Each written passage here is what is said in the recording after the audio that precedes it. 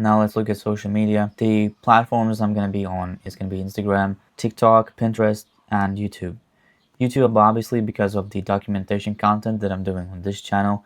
Instagram is going to be, I would say at first it's going to be my existing Instagram account, but then I'll create a new one when I have enough time and content to post on a separate channel, just to separate the brand from my identity, because the brand is not about me, but it is made by me and it's kind of entangled. So right now it can't stay on my account and it's not going to go against the brand. If anything, it will help to make the point. Same with TikTok, we're going to be posting process content. Pinterest is an interesting one because for my customer, they are on Pinterest, probably trying to figure out who they want to be, taking lifestyle pictures, creating aesthetic mood boards, vision boards, and also trying to find an aesthetic perfume to put on there. So we will be also putting product images on Pinterest. Posting, we're going to post around 3 to 4 times per week. We're not going to post just because. We're not going to post AI slop. We're going to make sure that we actually have something useful to post. Our biography is going to be extremely simple, nothing more. We're not going to over-explain ourselves. We're not going to say we're invisible because that will make us feel performative and go against the brand. What we will post and will not post,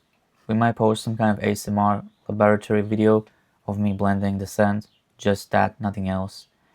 But we will not be posting about explaining the name, explaining the brand, explaining why each bottle is named the way it is. That's what we're not gonna do.